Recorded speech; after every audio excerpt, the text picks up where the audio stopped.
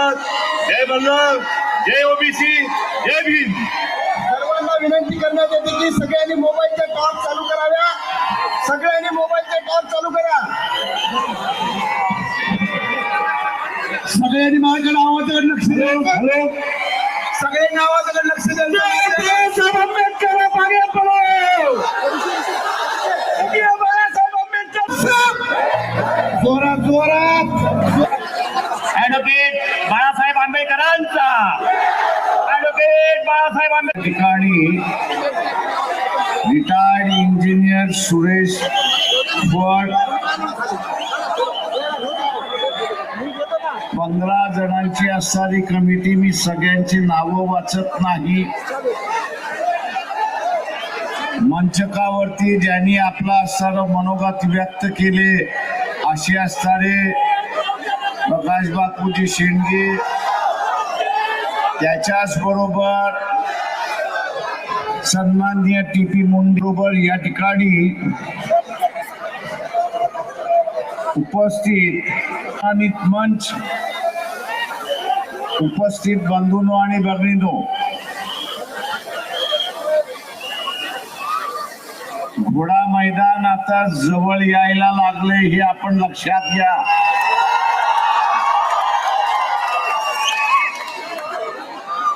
हा सारा ओबीसीचा आणि भटक्या विमुक्त समूहाचा सारा मेळावा आहे.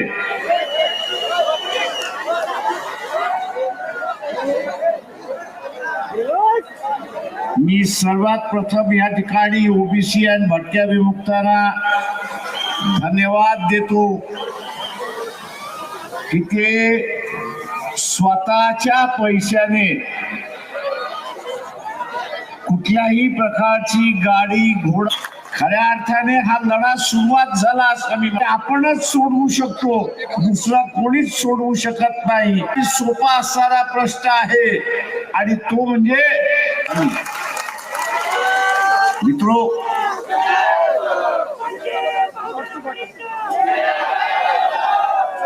परंतु हे ठीक सवर्णांचं राज्य, या सवर्णांची असणारी सत्ता कायम राहावी याच्यासाठी त्यांनी पुन्हा नव्यानं भांडण या ठिकाणी सुरुवात केली. नव्यानं भांडण काय सुरुवात केलं की तो मुसलमान आहे आणि आपण हिंदू आहोत. तो मुसलमान आहे आणि आपण हिंदू आहोत हे भांडण त्या ठिकाणी सुरुवात केली. आणि मुसलमान सत्तेवरती आला नाही पाहिजे म्हणून तुम्ही मलाच सत्तेवरती बसवा अशी असणारी परिस्थिती. आम्ही सत्तेवरती बसू, तुम्ही आम्हाला सत्ते मताच्या रूपाने बसा. आता भूमिका आपली बदलली पाहिजे आणि ती म्हणजे मीच सत्तेवरती बसेल असं ओबीसी आणि भटक्यांनी ठरवलं पाहिजे.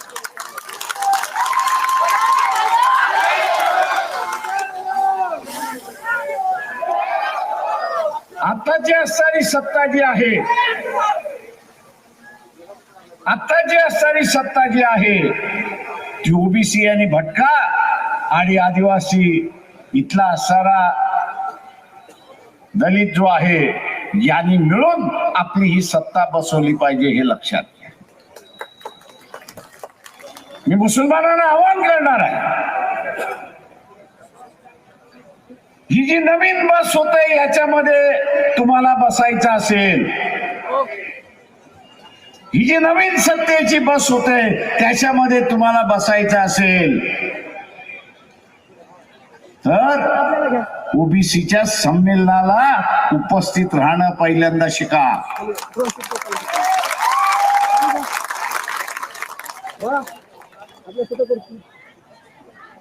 ओबीसींच्या, भटक्यांच्या, फुले शाहू आंबेडकरी वाद्यांच्या सभा संमेलनामध्ये सहभाग व्हायला सुरुवात केला. तुम्ही सहभाग व्हायला सुरुवात केला तर तुम्हाला स्वीकारल्या जाईल हे लक्षात घ्या. का ही वंचितांची चळवळ आहे आणि जो जो उपेक्षित आहे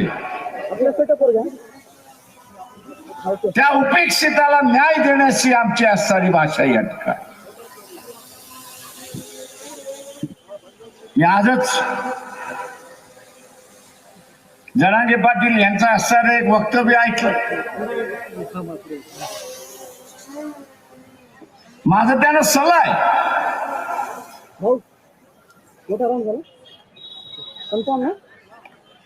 माझा सल्ला आहे त्यांना की त्यांनी असं म्हटलं की आम्हाला बीजेपीला धडा शिकवायचा आहे. मी त्यांना असं म्हणतोय की या बीजेपी बरोबरच हा जो निजामी मराठा आहे त्यालाही आपण धडा शिकवायचा आहे, हे लक्षात घ्या. कारण गावाच्या गरीब मराठ्याची अवस्था ही जर कोणी केली असेल तर प्रकाश बापू शेणगे यांनी म्हटलं की ज्याचे कारखाने, सहकारी कारखाने उभे राहिले, दूध संस्था उभ्या राहिल्या, डीसीसी बँका उभ्या राहिल्या, यांनी या गरीब मराठ्याला या संस्थेमध्ये पायी ठेवू दिला नाही अशी असतानी परिस्थिती. त्या संस्थेमध्ये भागीदार सुद्धा करून घेतला नाही अशी असतानी परिस्थिती. आणि म्हणून माझं जरांगे पाटील यांना असणारी विनंती आहे, सल्ला आहे की फडणवीसांबरोबर, बीजेपी बरोबर हिशेब करायचा असेल तर या निजामी मराठ्यांचा जोपर्यंत तुम्ही हिशेब करणार नाही तोपर्यंत गरीब मराठ्याला न्याय देऊ शकणार नाही, हे आपण लक्षात. जे शिवाजी महाराजांनी केलं त्यांनी मावळ्याला हाताशी धरलं. 17-18 पगड जातीच्या मावळ्यानं त्यांनी असताना हाताशी धरलं आणि 17-18 पगड जातीच्या मावळ्यानं हाताशी धरून शिवाजीने स्वतःचा असताना राज्य प्रस्थापित केलं. राज्य प्रस्थापित केलं. जरांगे पाटील, माझा आपल्याला असणारा सल्ला आहे की मराठा समाजाच्या आरक्षणासाठी हा ओबीसी सुद्धा लढायला तयार आहे, पण त्याची अट तुम्ही असणारा मान्य केली पाहिजे. त्याची अट काय आहे? त्याची अट आहे की माझं ताट माझ्याकडे राहू द्या आणि आपण वेगळं ताट करू की ज्याच्यामध्ये गरीब मराठ्याला आपण असणारं आरक्षण. इतिहासामध्ये फार जणांना संधी येत नाही, फार थोड्याच माणसाच्या वाटेला ती असणारी संधी येते. आज 6 महिन्यापूर्वी जरांगे पाटील कोण होते कोणालाच माहित नव्हतं. सामान्यातला सामान्य व्यक्ती. पण आज शरद पवाराचा बाप झाला अशी असणारी परिस्थिती.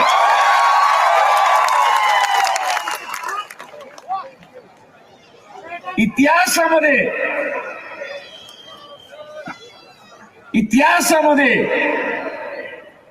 नाव कोरण्याची असणारी संधी त्या ठिकाणी आली. एक नवा इतिहास घडवण्याची असणारी संधी आली. शिवाजी महाराजांनी जसं एक नवं राज्य उपस्थित केलं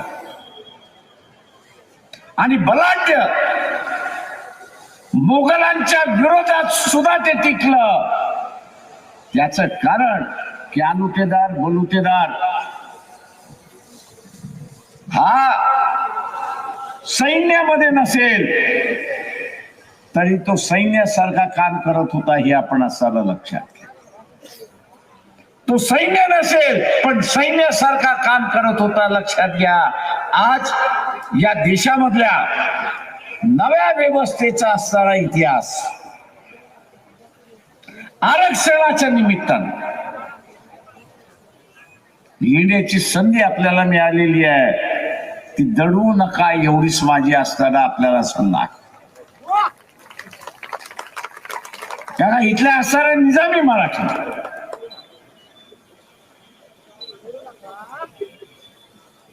अण्णाराव पाटील आरक्षण रद्द करा म्हणून चळवळ सुरुवात केली. अण्णारावला आम्ही भेटलो. अण्णाराव एक मागणी काय? ते म्हटले त्याच्याशिवाय मी समझोता करू शकत नाही. ते म्हटले म्हणजे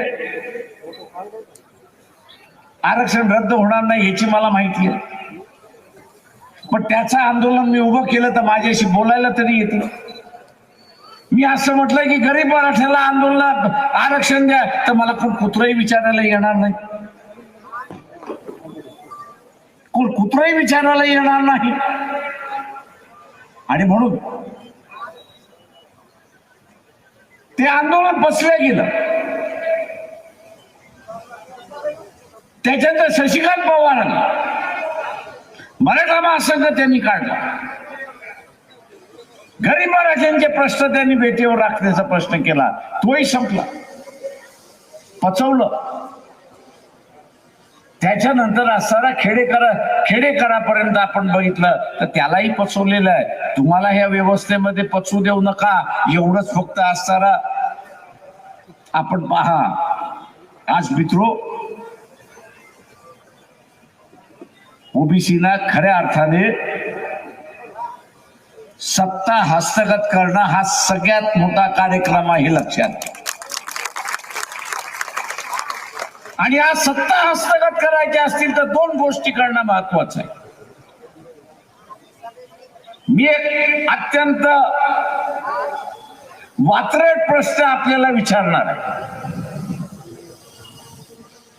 त्याचा प्रचार केला जातोय की धर्म धोक्यामध्ये आलेला आहे.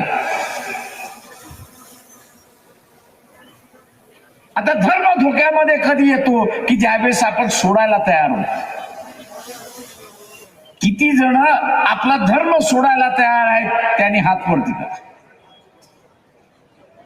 लाजायचं नाही, हात वरती करा.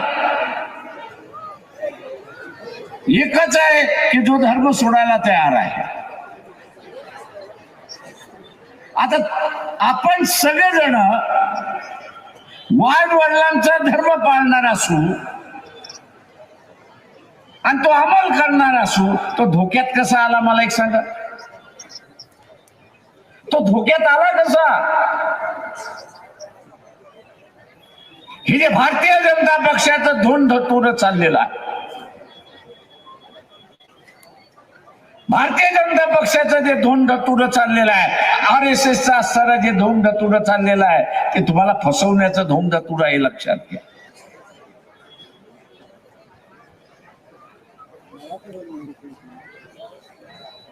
RSS बीजेपीचा असणारा जो धर्म आहे तो तुमचाही धर्म आहे, आपलाही धर्म आहे. ते जर असेल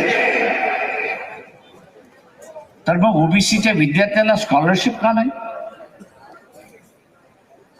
आरक्षण तर इंदिरा सायनीच्या आणि VP सिंगामुळे असणारं या ठिकाणी मिळालं, पण त्या ओबीसीच्या विद्यार्थ्याला स्कॉलरशिप का नाही? म्हणून मी नरसीच्या सभेमध्ये म्हटलं होतं की कुठला राजकीय पक्ष आपला ओबीसीने ठरवण्याची वेळ आलेली आहे. ओबीसीने ठरवण्याची वेळ आलेली आहे. जो राजकीय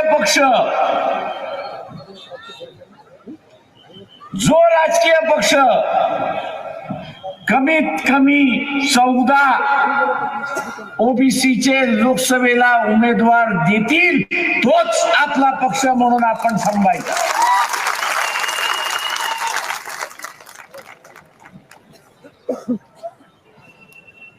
कारण का ओबीसीचं आरक्षण वाचवायचं असेल तर हा खासदार आणि आमदारच वाचू शकतो, हे लक्षात घ्या. आपण रस्त्यावरनं फक्त वातावरण तयार करू शकतो. रस्त्यावरनं आपण वातावरण करू शकतो. उद्याचा असणारा मराठा समाजाचं वेगळं ताट आपल्याला करायचं असेल तरीही आपल्याला सत्तेमध्ये बसलं पाहिजे, हे लक्षात घ्या. का सत्तेमध्ये बसून आपण हे वेगळं ताट त्या ठिकाणी करू शकतो. कुणाची मानसिकता आहे सत्तेमध्ये बसण्याची, त्यांनी हात वरती करा.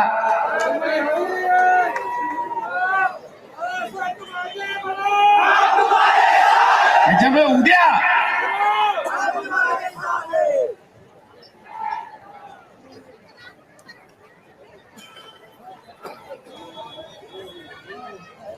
भारतीय जनता पक्षाचा प्रचार,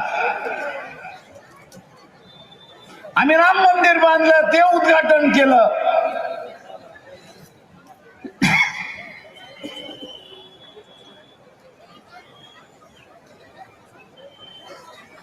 उद्घाटन केलं त्याच्याबद्दल हरकत नाही,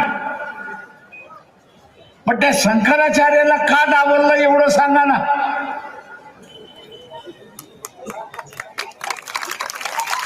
तुम्ही धार्मिक आहात असं म्हणता ना,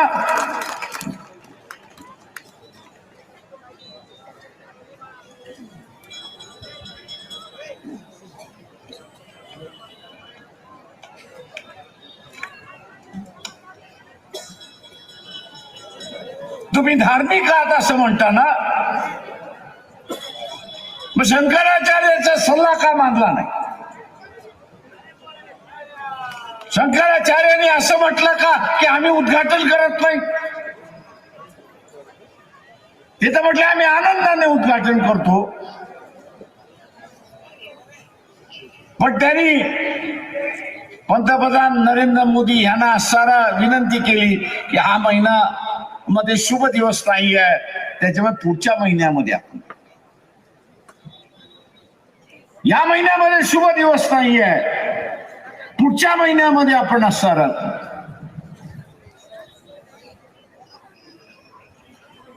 पण हेकेखोर नरेंद्र मोदी, हेकेखोर नरेंद्र मोदी, आम्ही तारीख काढलेली आहे त्याच दिवशी करणार. तेव्हा त्या शंकराचार्यांनी म्हटलं की आमचा नाईलाज आहे, एक शुभ दिवस नसल्यामुळे आम्ही काही येणार नाही, हजर राहणार नाही, आणि संधी द्यायची.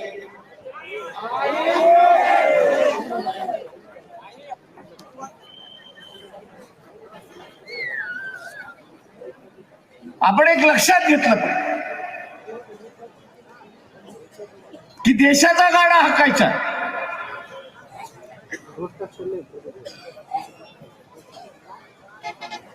आणि देशाचा गाडा हाकत असताना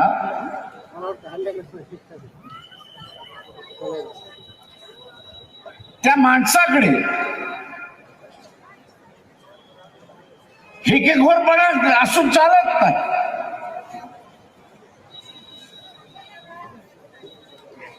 आणि म्हणून उद्याच्या सत्तेमध्ये आपल्याला बसायचं असेल तर मी जसं म्हणाल की माझी मानसिकता पाहिजे की मी बसणार, माझी मानसिकता पाहिजे की मी आरक्षण वाद्यालाच मतदान देणार, दुसरं कुणाला देणार नाही. आहे का तुमची मानसिकता?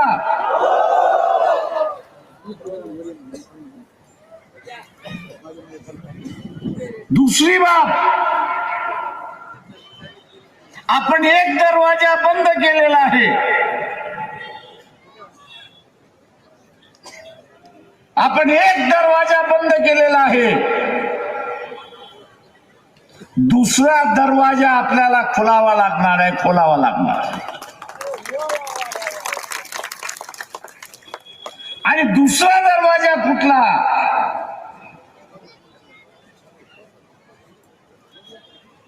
या ठिकाणी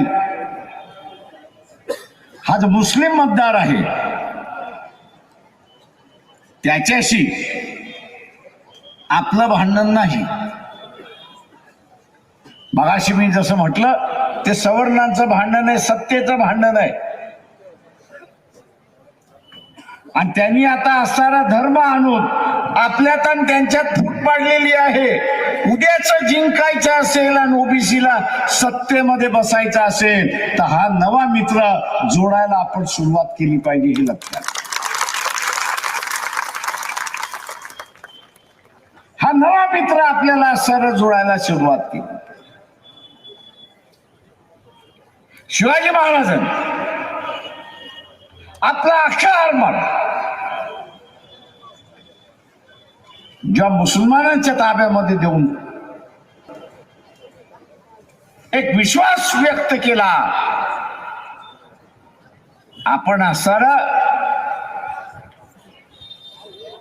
महाराजांच्या विचाराचेच वारसदार आहोत हे आपण सारं लक्षात घ्या. तेव्हा त्यांची नीती ही आपल्याला अपनावीच लागेल.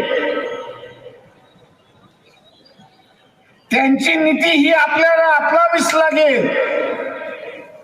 देवाणघेवाण हे आपल्याला करावं लागेल. तेव्हा कुठं ओबीसी आपला सत्ता मध्ये जाऊ शकतो आणि येऊ शकतो हे लक्षात घ्या. एका जोपर्यंत 51% मतदार आपण होत नाही, आपल्याला जिंकण्याचं गणित सुद्धा मांडावं लागेल हे लक्षात घ्या.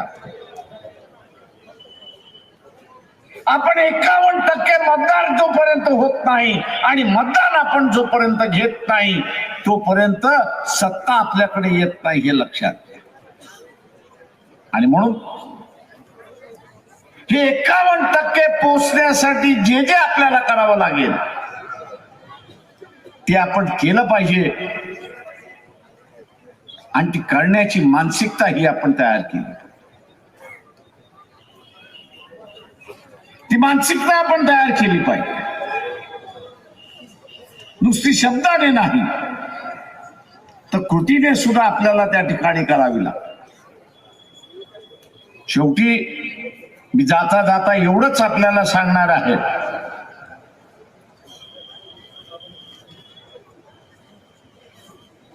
की वंचितचा जो उमेदवार, महासंघाचा जो उमेदवार